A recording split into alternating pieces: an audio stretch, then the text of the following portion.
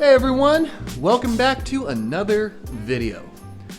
Today we are diving straight into Dan's Nova project. And I've already gone ahead as part of, or I guess the main constitution of the intro montage, and did the disassembly that I needed to do. That involved pulling the old intercooler tubing off that ran up on the insides of both of the fenders, and getting everything kind of prepped and ready, all the new materials out and everything else to begin. So new materials wise, everything is on this rolling cart here. We have a bunch of aluminum to make the new intercooler tubes, some concentric cones that we'll get to later, a couple of 3.5-inch cast elbows, a whole bunch of Motion Raceworks quick seal clamps. I haven't used these before, but they look pretty cool, pretty solid.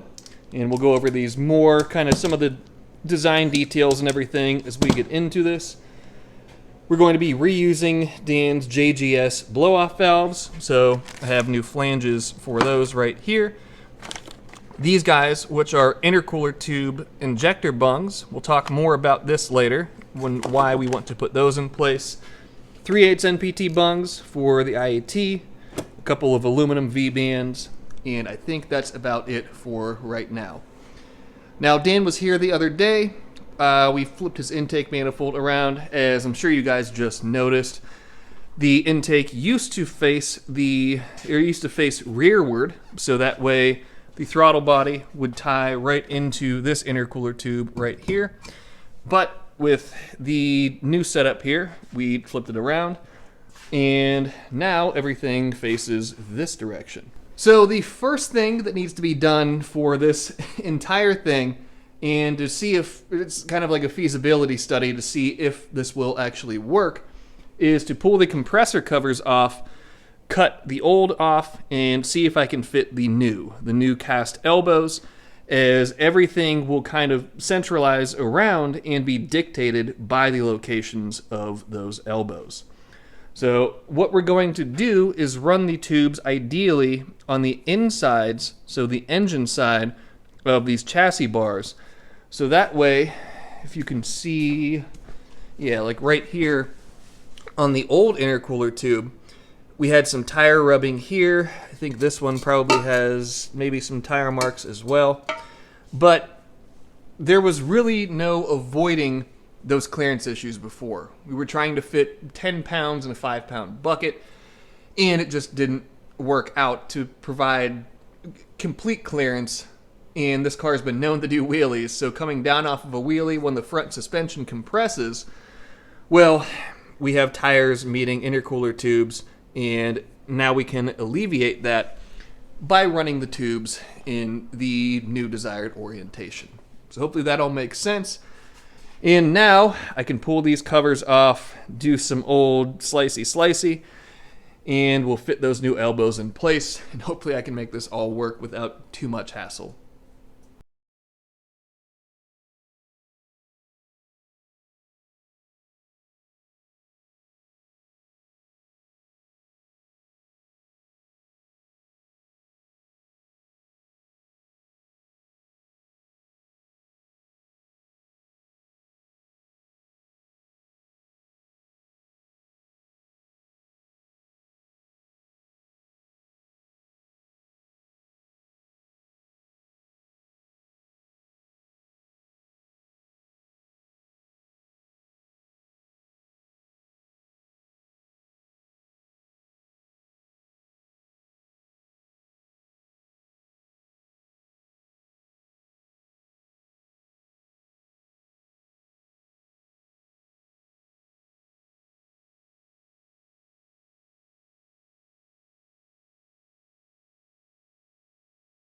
Well, I made some pretty good progress with at least the foundation of these compressor outlets on Dan's car.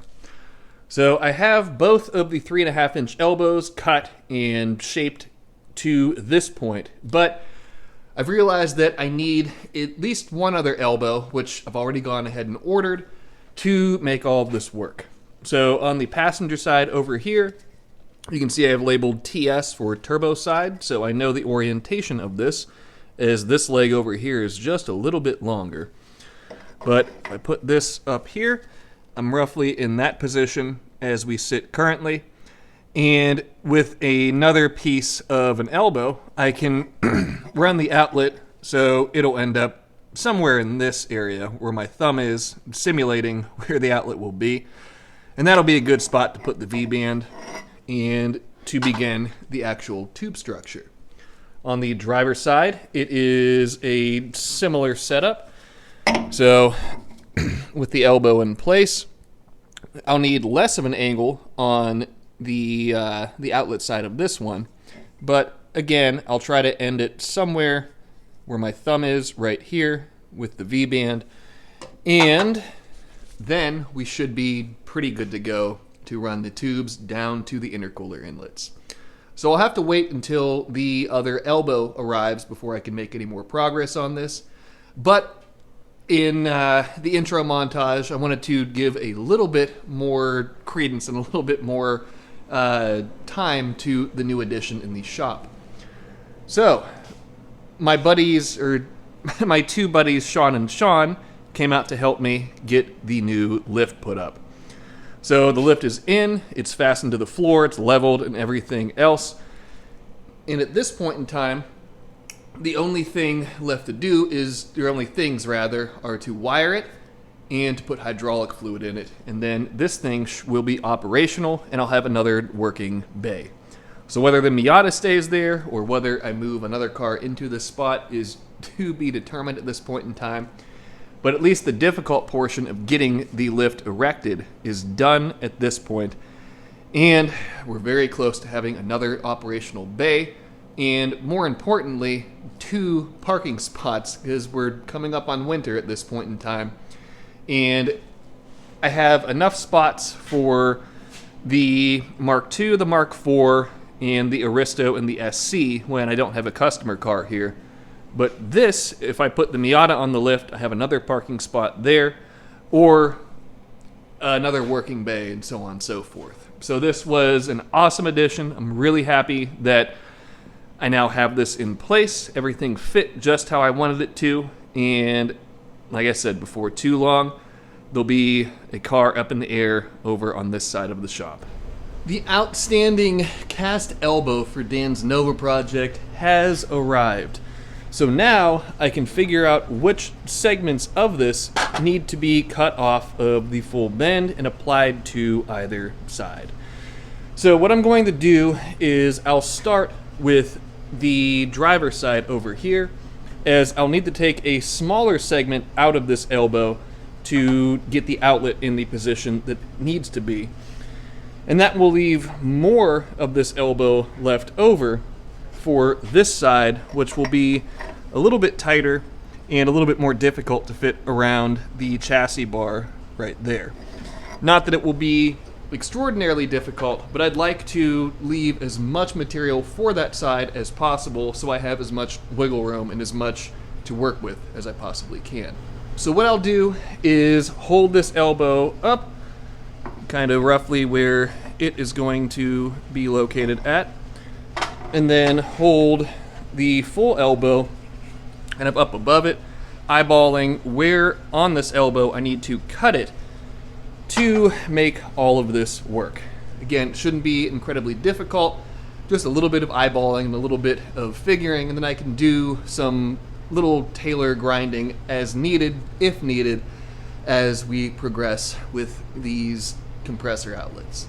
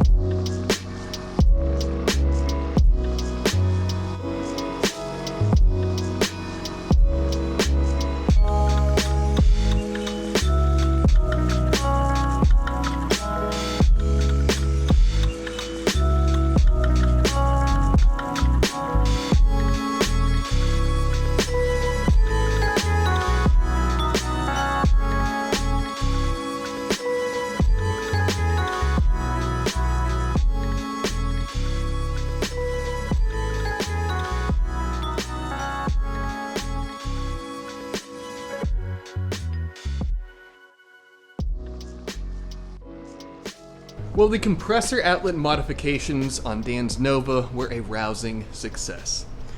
And here is the end result. So driver's side, we have 90 degree, and then whatever this segment ended up being. I kicked the outlet a little bit towards the filter here, so that way the clamp can actually be installed and removed a little bit easier. And kind of the same deal over on the passenger side. 90, whatever the leftover angle was, enough space to get the clamp on and off, and I can snake the tube, or both tubes, around these chassis bars without issue. So, before we go any farther with the fabrication side, I need to put my technician hat on for a little bit and do some parts removal.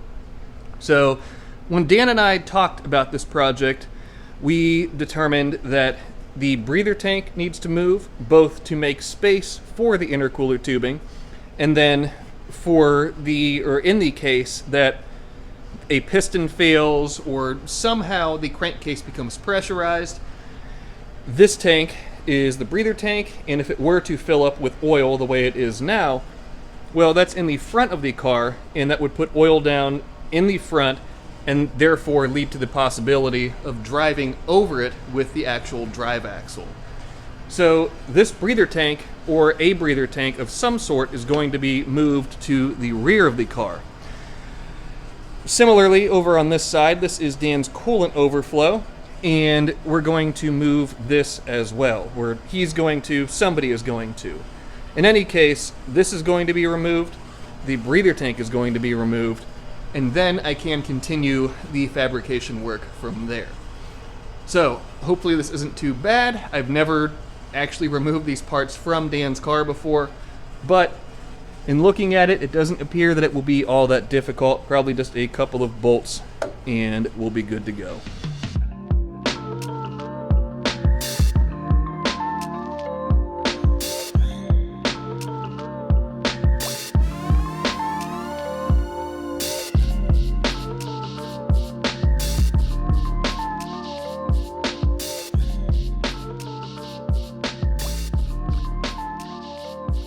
The task at hand on Dan's car today is the part that I've been looking forward to the least, but it's probably the most important part, at least foundationally, to be able to do the rest of the work on this. So, what are we going to work on? We're going to work on the intercooler inlets and outlet. So, the inlets down here, we will have to run 3-inch tube for both inlets on the bottom side here. I'll also need to trim some of this material off of, I guess, the front of the frame, so that way the tube can fit through.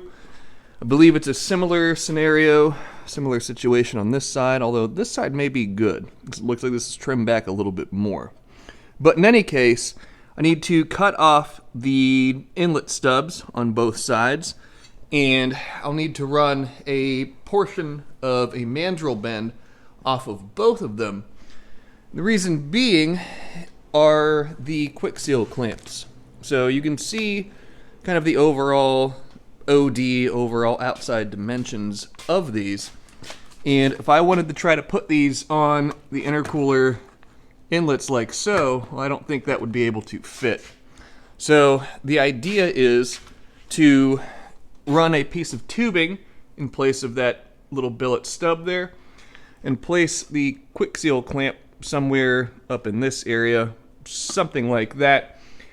So that way it puts these connectors in such a location that you're actually able to open them up to get the tubes on and off. In addition to that, we have the top side of the intercooler, which, if you guys remember, hopefully you can see right there. I'll need to cut this V-band off and do some tube work and everything up there. So this hopefully won't be extraordinarily tedious, but it's definitely something that I need to be cautious the entire time that I'm doing it. So that way I can actually run these tubes and everything as they need to, and to be able to have this intercooler be able to slide in and out of the car and so on and so forth. So first, I'll do my due diligence and just make sure that with one of those clamp deals out of the packaging that there is truly no way that it can fit on here. And if my suspicions are correct, then like I said, we'll end up having to run some tubes, do some things like that. Not the end of the world, but I need to go ahead and get to it, knock this stuff out, and then once this is done, we can focus on the actual tubing, the intercooler tubing itself.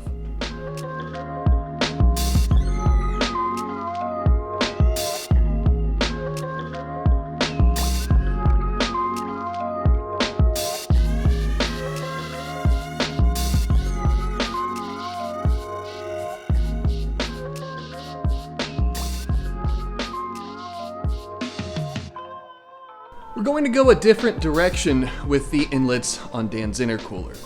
So the more that I've looked at this, the more that I've realized that we probably can fit the clamshells right off of the inlets on the intercooler. But to do so, that will necessitate some notches being made on his bumper. So you can see this area right here marked with the permanent marker, and there's one over on this side as well.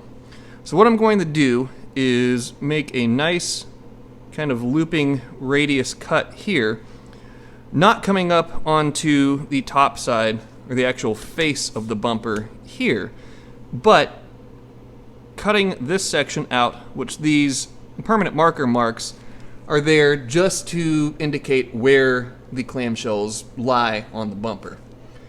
So I ran this by Dan, and we're going to attempt this first to see if it will work.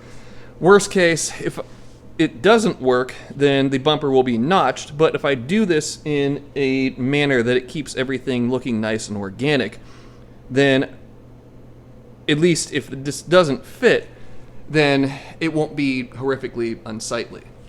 So we'll go ahead, move the bumper into the fab room, and do some nice precision angle grinder work to see if we can make this work the way that it needs to.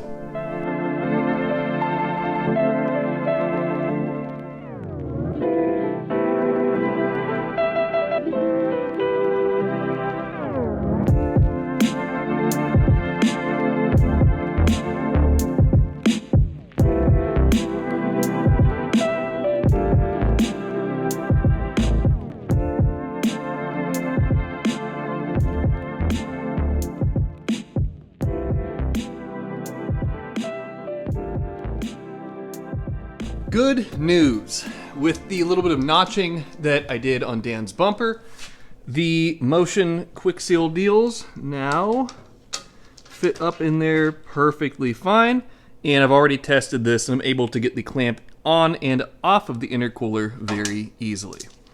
So what I need to do now is disassemble the front end again, pull the intercooler back out, and then weld flanges for these quick seal connectors onto both of the intercooler inlets.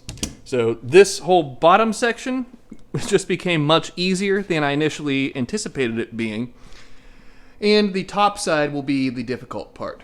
So let's go ahead, pull the intercooler out, get these welded onto it, and then we can shift focus and efforts to the top side and getting that portion squared away as well.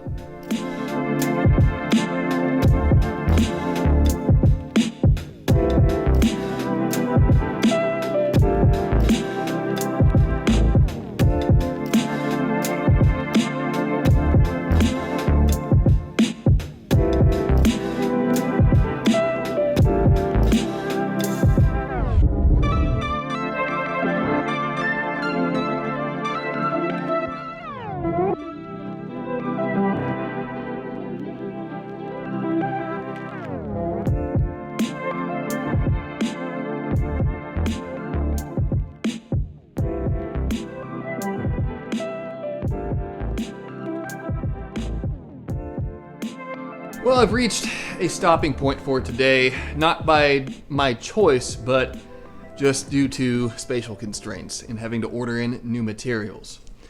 So the intercooler that we have for Dan's Nova has a 30-degree cut or a 30-degree angle to this cold side end tank. And I went ahead and cut a sample piece at 30 degrees that sits on here, puts us in, or at least with the angle that we need to make all of this work. Now, with the long radius bends that I have, even using this side, which I cut semi-off tangent, we are too high with this bend, and although it puts us in a decent position to make the track to the throttle body, hood clearance is not going to work that way. So I had to order in a tight radius bend to make this work, and I'll have to end up doing a little bit, not necessarily trickery, but kind of a difficult cut, as I think to make all of this work, I will need the bend and the leg on the bend, rather, to be our straight section leading down to this. So I ran this by Dan, and one of the options that we do have is, if you look at the tip of my finger here, I slide it in that far, and then from where the end of my thumb is to the tip of my middle finger, we have that distance on this upper cover plate of the radiator that, in theory, this could be notched to provide a little bit more clearance and to provide me the opportunity to sink that tube down a little bit. But I don't really want to do that, as I don't like cutting into radiators if I don't have to. So that is the spot that I'm at right now. That new bend should be here hopefully tomorrow or the following day. And then I can do some cutting and some probably the most big brain portion of this whole project will be this simple little bend right here, what will look simple by the time everything's said and done. And this is one of the most complex portions of this entire car. So not ideal, but we'll make it work, make it happen, and by the end of all of this, Dan will have himself a really cool intercooler tube set up. And don't worry, Dan, I am wearing my NASA shirt today, so this is about to be the most precise angle grinder cut you've ever seen. At least you planned the day out. Sure, yeah.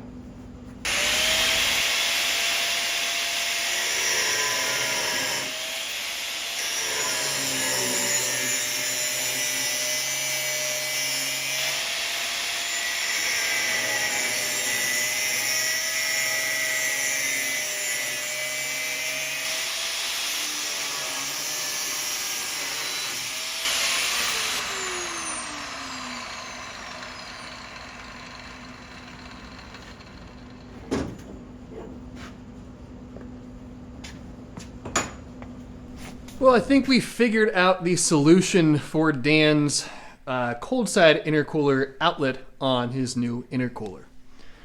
So, as you saw by the clip that just played, we went ahead and cut out this section of the tube right here. The actual tube nose, this upper core support deal here. And in doing so, I'm able to rock the intercooler back and forth and get it out a little bit farther away from the radiator. In doing so, there's now a decent amount of clearance to this whole deal right here, and I think that I should be able to make this work. So what it will necessitate is somewhere around here, right here, I have this 30-degree stub that I cut. I'll go ahead and cut this down pretty much as far as I possibly can, weld it or tack it to one of these flanges, and we'd also ordered in a 4-inch V-band assembly just in case we weren't able to make the clamshell deal work, but I think we will be able to make that work. But in any case, I'll cut this down pretty much as far as it possibly can be, then tack her on here. And I also got a tight radius 4-inch bend that this will be what goes up to the throttle body. So that's kind of the game plan at this point in time. So the only thing to do at this point is to cut this angle down and start tacking some things together and seeing how this is going to work.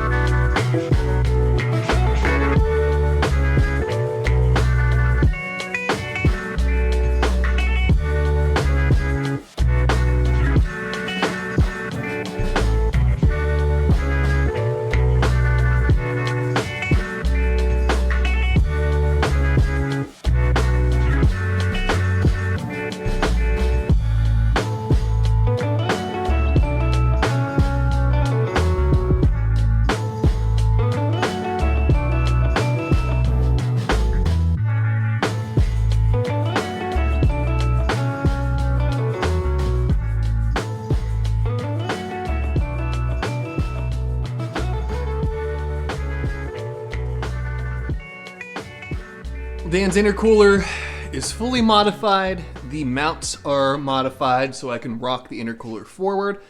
Everything is solid in there. And we have one last thing that I want to do before this video concludes. That is, if I can figure out where I put it, right here. I went ahead and trimmed and fit the tight radius bend to fit over top of Dan's radiator. And what I'm going to do now is tack this to the flange, and then you can see the hood is on the car. I'm going to tip the hood up, put the tube in place, and we'll see if all of this does fit or if I have to cut apart what I've just done to approach it from a different angle. So keep your fingers crossed that everything works out well, and let's go ahead and knock this last little bit out. All right, moment of truth. Really hope that this works, as to remake this stuff would not be very fun. So, let's see if I can balance all of this. Now put the pin in place. There we go. It's locked in. And lay the hood down. I'll actually go ahead and fasten a few of these Zeuses. And survey says with the car up in the air so we can see a little bit better. See if I can get you guys a good view. We have ample clearance to the hood. That is awesome.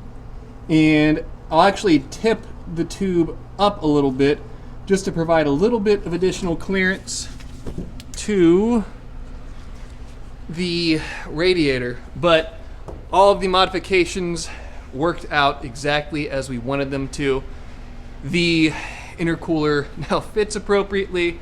That cold side intercooler tube, which was kind of the big worry this entire time, it fits with ample clearance. And most importantly, now we can continue, and I guess we can proceed rather, with knocking out the rest of the intercooler tubes. And I could not be happier about this.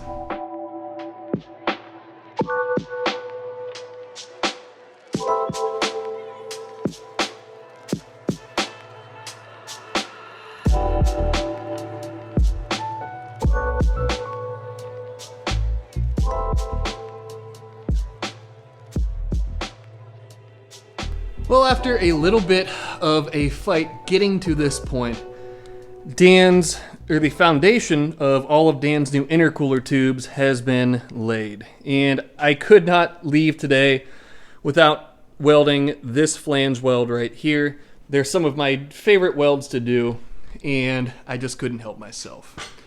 But with that being said, and all of the foundational work done, this is a good point to leave off for this video.